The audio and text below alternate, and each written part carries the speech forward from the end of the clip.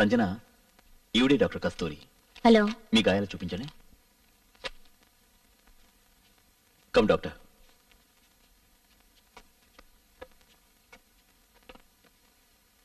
Feel comfortable.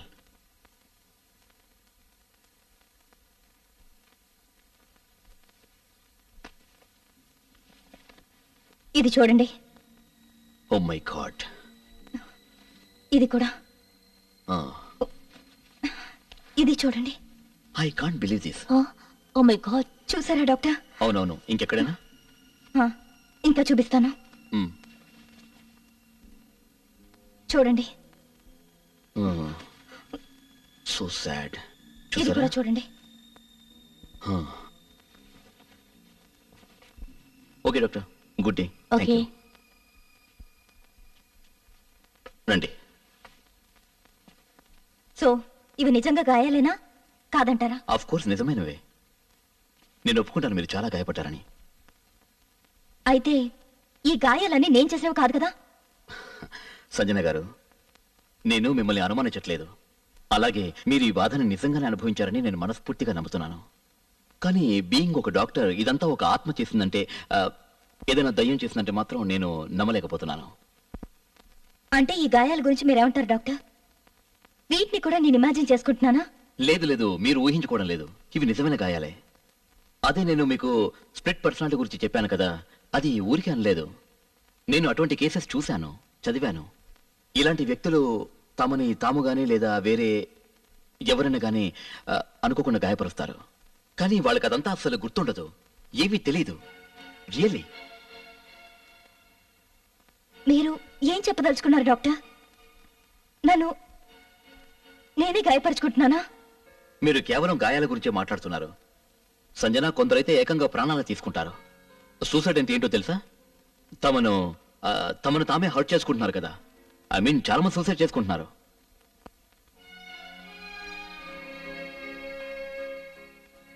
నాకు తెలుసు doctor, మీరు ఈ విషయాన్ని తిప్పి తిప్పి ఇలాగే జస్టిఫై చేయడానికి చూస్తారని. ఎందుకంటే నేను మానసికంగా గాయపడ్డాను, దాంతో స్ప్లిట్ పర్సనాలిటీ కూడా. సంజన గారు. Anyway, thank you very much. Oh Sanjana గారు, please listen to me.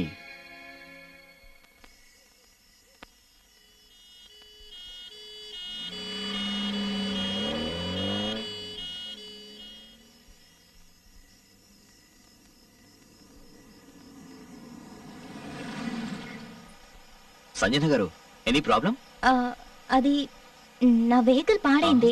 Taxi కానీ బస్ కానీ వస్తుందేమో అని వెయిట్ చేస్తున్నాను. కానీ వాటికంటే ముందు నేను వచ్చేసాను కదా, రండి డ్రాప్ చేస్తాను. వద్దులేండి, మీకెందుకు ఇబ్బంది, నేను వెళ్తాను. అయ్యో నాకేం ఇబ్బంది లేదండి, ముందు కార్ ఎక్కండి ప్లీజ్. రండి రండి.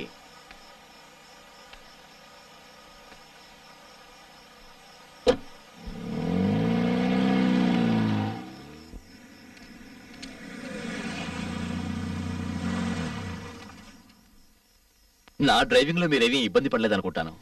ఎందుకంటే నా పక్కన కూర్చున్న వాళ్ళు నా డ్రైవింగ్ చూసి ఎప్పుడు భయపడిపోతారు. నాకైతే ఈ ఇల్లుని చూస్తేనే భయం వేస్తుంది. సంజన, నేను ఒకసారి మీ ఇల్లు చూడొచ్చా? రండి. పదండి. ఇంకెంత టైం పడుతుంది? 10 నిమిషాలు అయిపోతుంది సార్.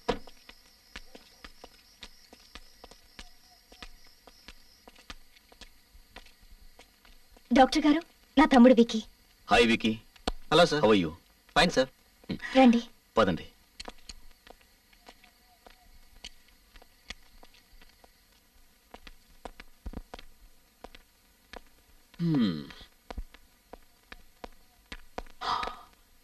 వావ్, మీ ఇల్లు చాలా స్టైలిష్ గా ఉంది. అందుకని మీ పాత ఇల్లు అమ్మేసి మీరు ఇక్కడికి వచ్చేసారా? కాదు, దీనికంటే ఆ ఇల్లే బాగుండేది.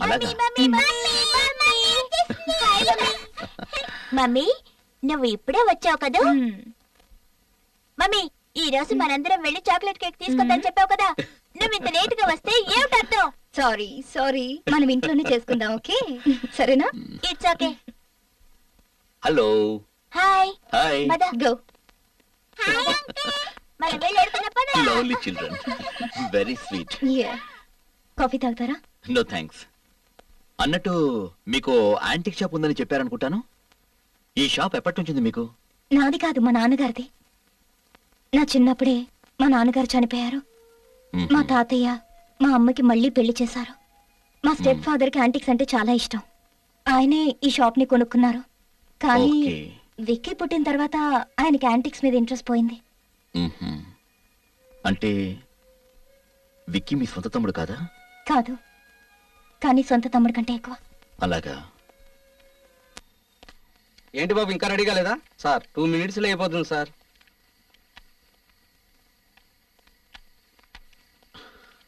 Okay, good night. Okay.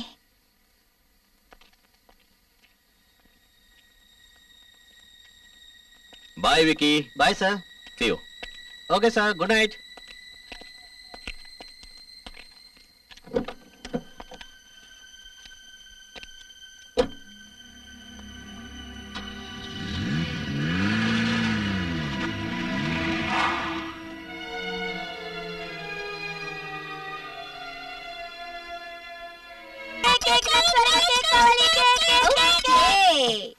Hey, 1 minute.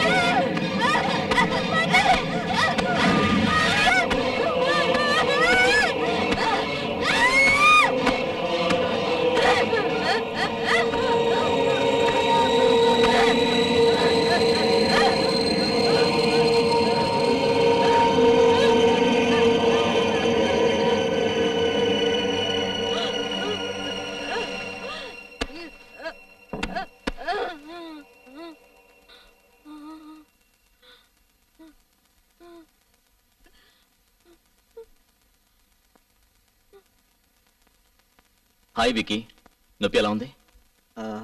నొప్పి ఎక్కువగా ఉంది డాక్టర్. సరే విక్కీ, నేను డాక్టర్ వర్మతో చెప్తాను పెయిన్ కిల్లర్స్ ఇవ్వమని. Thank you doctor.